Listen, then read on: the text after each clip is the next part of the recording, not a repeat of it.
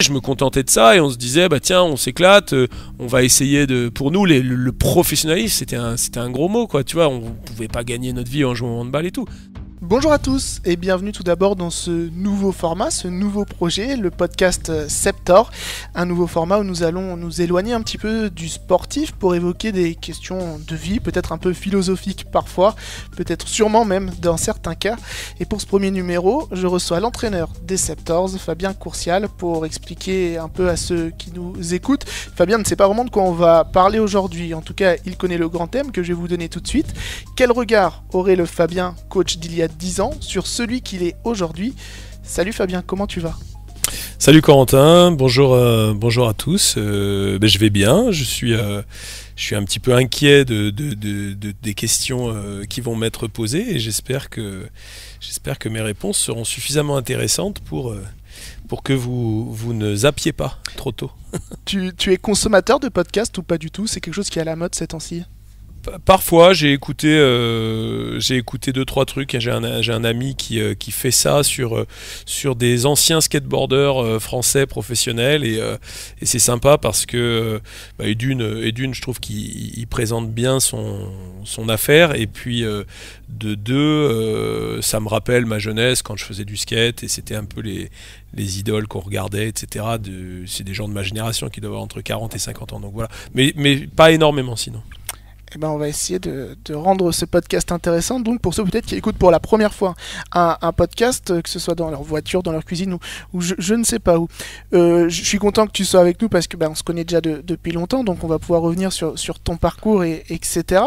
Avant toute chose, et ce sera la seule question commune à chaque podcast que vous entendrez sur le Septor Podcast, peux-tu nous présenter ton parcours d'étudiant de début de vie professionnelle jusqu'à tes débuts à Saran pour ceux qui ne le connaissent pas et pour un peu recontextualiser?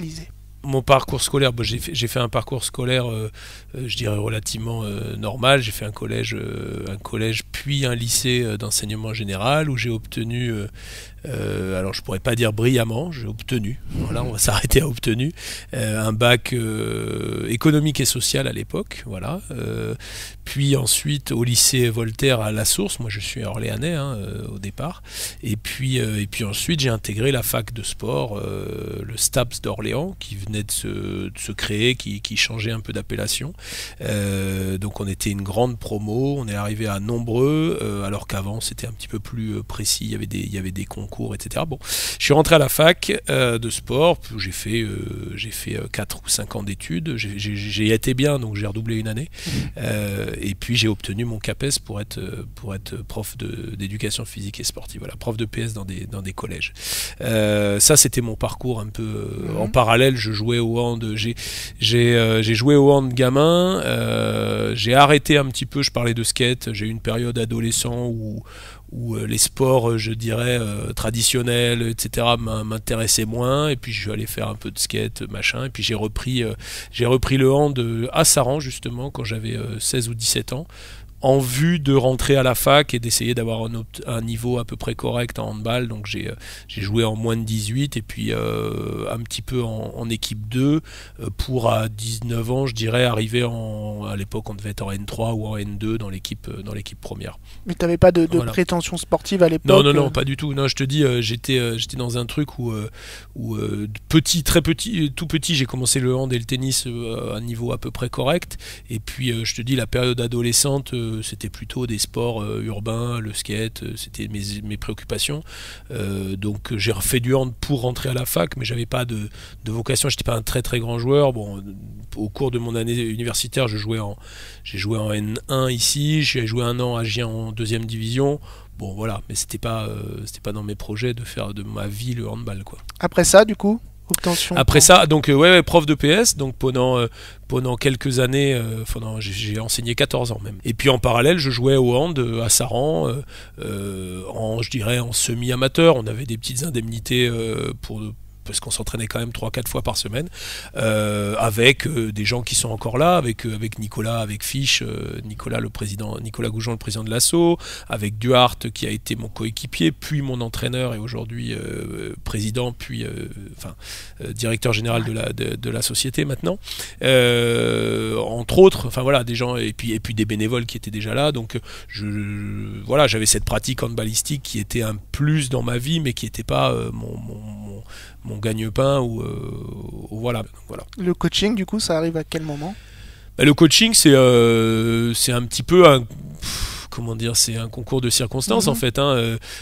J'ai arrêté de jouer à la naissance de ma deuxième fille, donc je crois qu'on devait remonter en National 1, oui c'est ça, et puis j'avais arrêté à ce moment-là, et ayant envie encore de jouer un petit peu au hand, Nicolas qui était à l'époque président du club m'avait proposé d'entraîner l'équipe Espoir. Ça se passait ma foi pas trop mal, et au bout de 3 mois je crois, en décembre, Duarte qui était l'entraîneur de l'équipe 1, qui était monté en National 1, c'était pas, les résultats étaient moyens pas terribles même, et Duarte a eu une opportunité professionnelle en fait, donc Nicolas m'a proposé de relever ce défi, donc moi je me dis on est en 2009, c'est ça, fin 2009? On est fin 2009, okay. Ouais c'est ça, c'est exactement ça, c'est l'hiver 2009, et donc je commence début janvier 2010 en National 1. Je crois qu'on était dernier à ce moment-là, et sans pression aucune d'un point de vue sportif. On m'a dit voilà, tu viens et on verra, on finit la saison et on verra bien comment ça va se passer, quoi. On dit ça, on dit de finir la saison, etc. Toi, tu es déjà dans une optique de pérenniser ça peut-être dès la saison suivante, ou c'est vraiment pour dépanner là pour le... Non, sincèrement, au début c'est vraiment... Bon, je suis, c'est pas flatté, mais voilà, je me dis bon tiens, pourquoi pas essayer. Les joueurs c'est les joueurs, les quasi 80% des mecs à qui je jouais. Ouais. J'étais parfois faire des conneries, etc. Donc je me dis quelle crédibilité je vais avoir. Et puis je dirais que je me rappelle qu'au bout de je sais plus 8 ou 9 jours d'entraînement, à l'époque on n'avait pas des longues prépas, on va faire un match nul à Lanester, qui était un club qui jouait plutôt le haut de tableau. Donc on avait enchaîné sur ces matchs-là, sur cette période-là, quelques victoires. On n'avait pas réussi à se maintenir malgré tout, mais disons que j'avais un petit peu accroché à la fonction, parce qu'il y avait eu des résultats un petit peu plus positifs, et puis les joueurs m'avaient plus ou moins fait comprendre que ça matchait à peu près, quoi.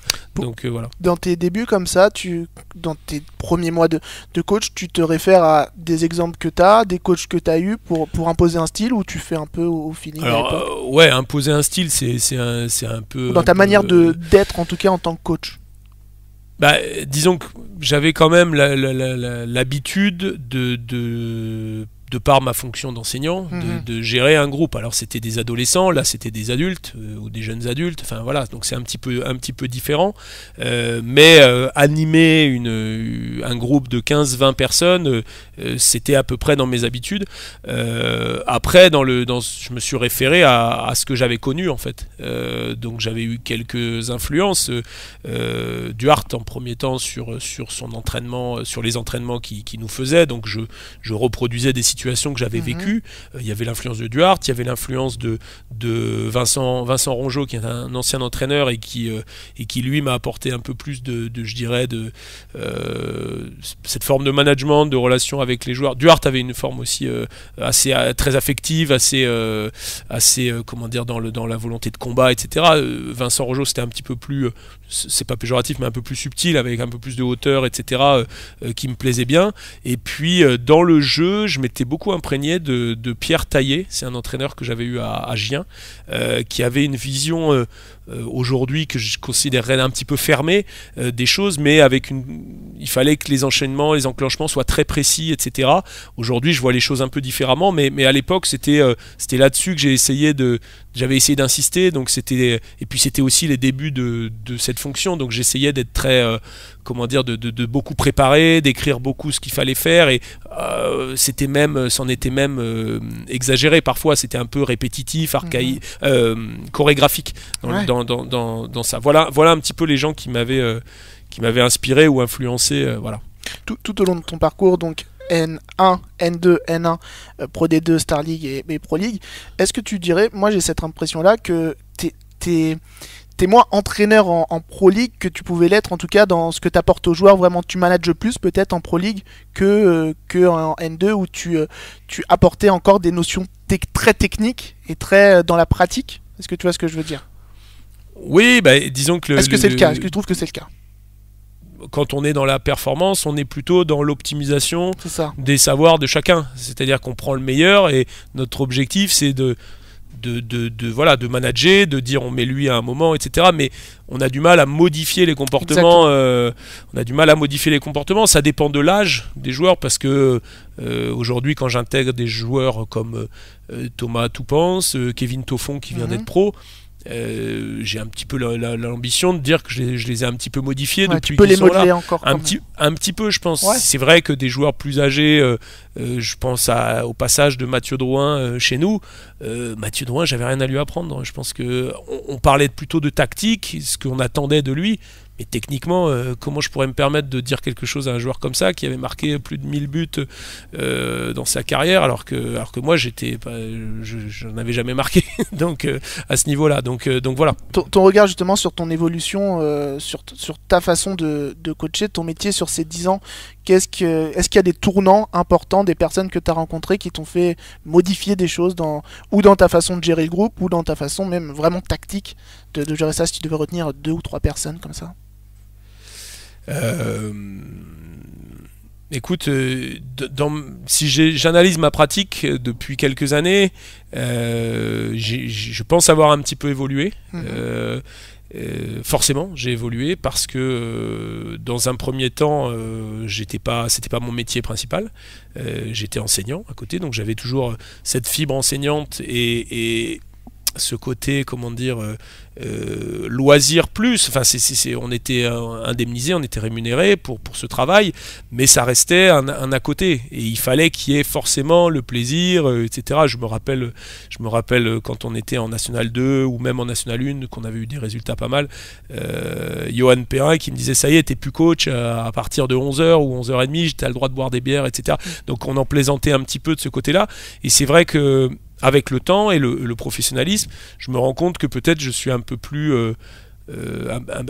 pas distant, mais un peu plus dans un rôle de manager qui a des, c'est péjoratif, mais des salariés, quoi. Voilà, et cette relation d'entraîneur-entraîné qui est un peu plus hiérarchique et liée au professionnalisme, quoi. C'est pas le fait que tu vieillis toi aussi et que tu as plus d'écart avec eux? Oui, il y a peut-être aussi le fait que j'ai moins les mêmes centres d'intérêt que les joueurs, même si j'essaye de rester à la page, mais cette évolution, elle peut s'expliquer par rapport à la pression qui existe autour du club, du projet, c'est-à-dire que ça a évolué. On était dans des phases où on découvrait le professionnalisme et en gros tout était nouveau et tout paraissait entre guillemets facile, et puis on est redescendu à un niveau en Pro League avec on a maintenu et on essaye de maintenir un budget compétitif, donc du coup la pression n'est plus la même. Après tu me parlais des différentes personnes qui auraient pu m'apporter. Si je parle de mon métier en tant que tel, je suis obligé de parler de Tchema, parce qu'il m'a ouvert les yeux sur beaucoup de choses au niveau handball en lui-même.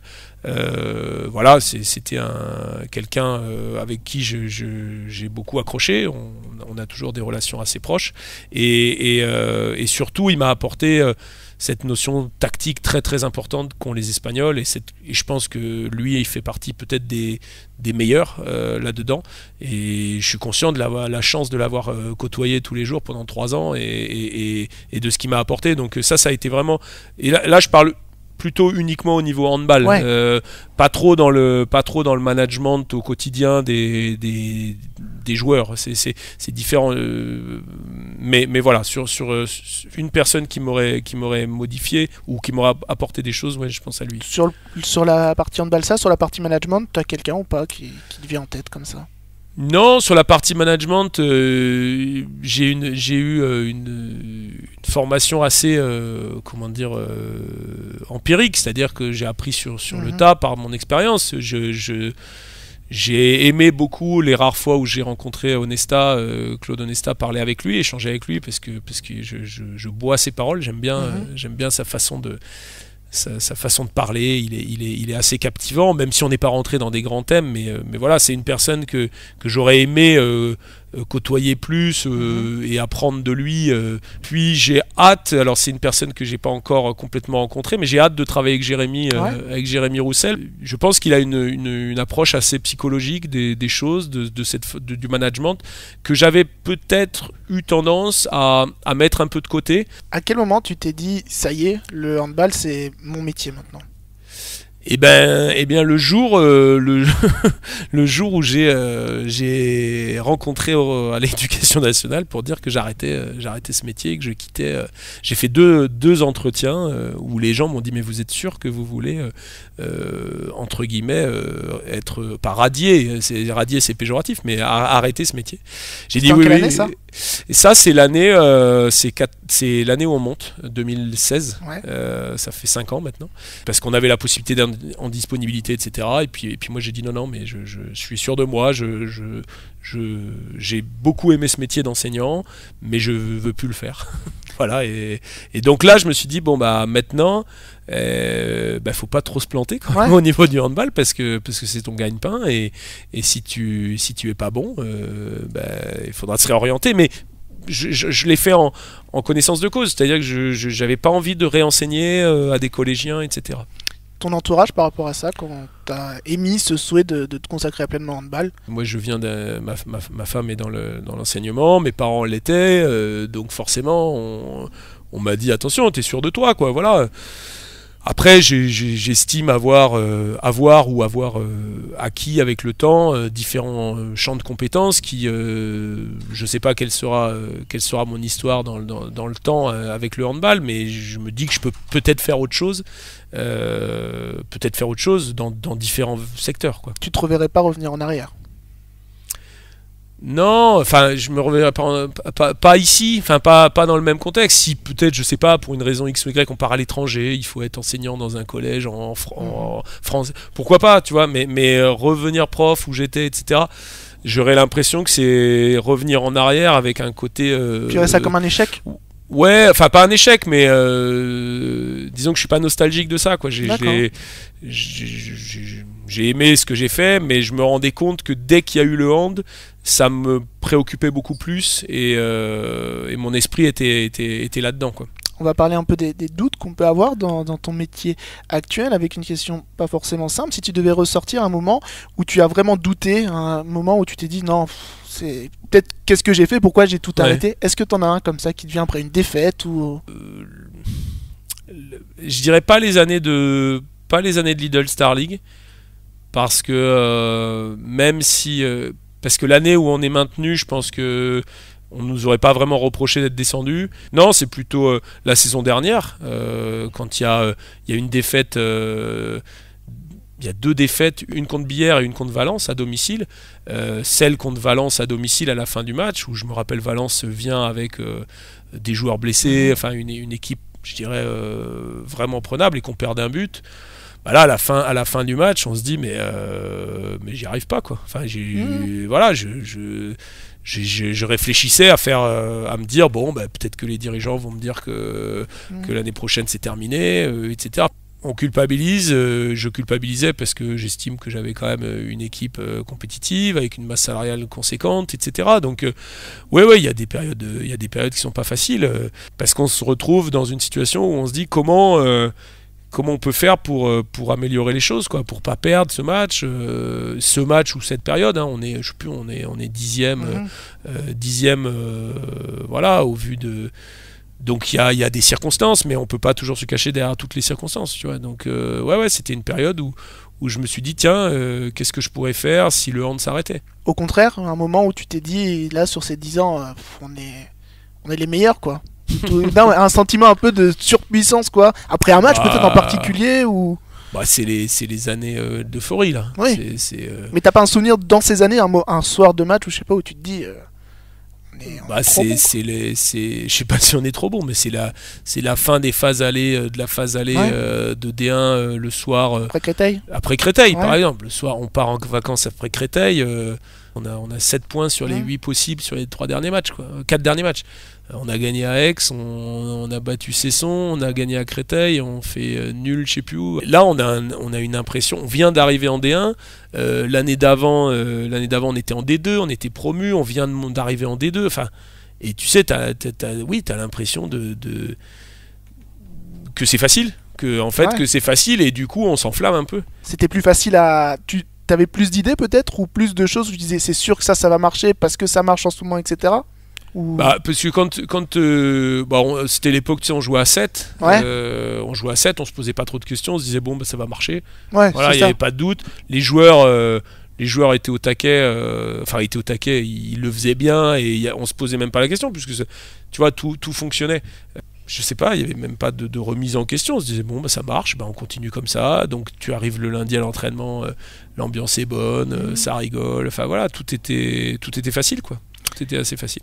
On en parlait puisque c'est la question principale du podcast, le regard qu'Aurel Fabien d'il y a 10 ans sur celui d'aujourd'hui. Quand tu as commencé, peut-être pas en décembre 2009, mais début 2010, est-ce qu'un jour, sans prétention aucune, ou c'était peut-être un objectif, tu vas me dire, mais tu pensais être là aujourd'hui, 10 ans après, ou pas du tout? Non, pas du. Franchement, je l'envisageais pas du tout. Ouais, c'était vraiment. Disons que déjà, moi, ce que j'avais connu personnellement dans mon handball, depuis, j'ai arrêté en 2010, j'ai arrêté à, on va dire, à 33 ans, 32 ans. Ça faisait à peu près 12 ans. J'ai commencé à 20 ans, 19 ans à jouer en équipe première. Donc c'était tout le handball que j'ai connu. Moi, c'était ce qu'on appelle le milieu intermédiaire, c'est-à-dire la N2, la N1. Donc c'est pas notre activité principale. On travaille en journée, on s'entraîne le soir. Avec les gars qui bossent, on a des petites indemnités, etc. Et donc j'ai vécu mon début de métier d'entraîneur comme ça, c'est-à-dire que je continuais à travailler, j'étais rémunéré, etc. Mais je me voyais pas en faire mon métier principal. Donc ça, c'est vraiment, c'est venu, je dirais même pas au bout d'1 ou 2 ans d'entraînement, puisque même en N1, je continuais à travailler en étant prof, et puis on a commencé à fractionner le temps de travail, mais j'avais réfléchi peut-être à un projet de monter en D2, en Pro D2 à l'époque on appelait ça, où je me rappelle il fallait 600 000 € de budget et on réfléchissait comment il fallait, et c'est à partir de cette époque-là où on s'est dit bon bah si jamais on monte là, il faut un cahier des charges avec un entraîneur qui soit rémunéré à telle hauteur, etc. Et c'est là où j'ai pas monté ce projet pour changer de métier, hein, c'était pas ça, mais c'est là où je me suis dit bah tiens peut-être que ça va devenir effectivement mon métier. Le regard, j'aurais sincèrement, à aucun moment quand je commence à entraîner, je me dis un jour je vais entraîner contre Canaillé. Ouais, c'est ce que j'allais dire. Si on te disait tu joueras au Palais des Sports à Saran-Montpellier, t'aurais dit c'est loin. Ouais. Non, mais c'est pas possible. C'est voilà, on peut refaire, je pense que l'année de D2 où on monte, on peut la rejouer quelques fois, je suis pas sûr qu'on remonte, tu vois, c'était vraiment un truc de fou, et voilà, et ça nous a permis de rencontrer ces équipes là. C'était encore assez lunaire, quoi, tu vois. 2 ans avant, on allait jouer à, c'est pas péjoratif, mais on allait jouer à Belfort, à machin, et à Saint-Gratien, etc. Et jouer à Coubertin au PSG, c'était une blague. Et justement, quoi. Ça, émotionnellement, est-ce que tu t'en es rendu compte, ou est-ce que c'était dans l'euphorie quand tu as préparé des matchs contre Canaillé, contre le Serdar Uzic au PSG? Tu t'en rendais compte, souvent, tu prenais du recul en disant c'est ouf quand même. Ouais, alors la grosse avantage, c'est que très sincèrement, contre Canaillé et Serdar Uzic, on prépare pas beaucoup les matchs. Oui. On se dit bon, bah, on verra bien de toute façon. Puis pour la vidéo, je disais aux gars, bah, les gars, vous les avez vus à la télé. Hein, donc, c'est eux ne nous ont pas vus par contre à la télé normalement. Ouais, t'es sur le banc face à lui quand même. Oui, t'es content, ouais. T'es content, mais après, bon, ben, tu vois, tu t'es rendu compte la première année de tout ça, c'était génial. La deuxième année, bon, ben, c'est devenu plus normal, si tu veux. Voilà, on est un peu moins en admiration devant ça, puis on se dit bon bah on va essayer de les battre, on va essayer de les emmerder, etc. Donc oui, il y a des moments où on se dit putain on est là, puis après ça devient naturel quoi, c'est notre quotidien, donc on y pense plus, et puis on désacralise les gens, voilà. Patrice Canaillet, on discute avec lui, etc. Ça devient entre guillemets un collègue, donc oui. même si on a beaucoup de respect pour eux, voilà. Dernière question, tu as visité très récemment l'avancée du projet Comet. Moi, je me souviens d'une conférence de presse, ça doit être avant le premier match au Palais des Sports de D1, où tu avais dit c'est une fierté aussi en tant qu'Orléanais de pouvoir jouer au Palais des Sports. Ce sera une fierté aussi de voir ce projet et peut-être un jour de jouer devant 10 000 Orléanais. Ah bah oui, ce serait extraordinaire. Moi je suis originaire d'ici, encore une fois quand tu me fais un petit retour en arrière, je me rends compte que effectivement il y a pas si longtemps, et j'étais pas forcément destiné à ça, donc si on me fait encore confiance ici et qu'on peut, ouais, je serais très très fier de jouer au Comet. J'ai un souvenir quand j'étais minot d'avoir joué au Palais des Sports, j'avais l'impression de jouer dans un truc qui était immense. Bon, et puis finalement quand on joue au Palais des Sports, on se rend compte que c'est pas si grand et tout. Là, on a visité Comet, là, ça commence à être un peu grand. Donc, ouais, si j'ai la chance de coacher un jour là-bas, je serais très fier. Et puis en plus j'habite à Sud d'Orléans, donc ça me rapprocherait de chez moi, ce serait top. Parfait. Et enfin, la dernière question, donc on va voir la réponse que tu peux y apporter. Quel regard aurait le Fabien coach de 2009 sur celui que tu es aujourd'hui ? Je serais content, mais je me dirais que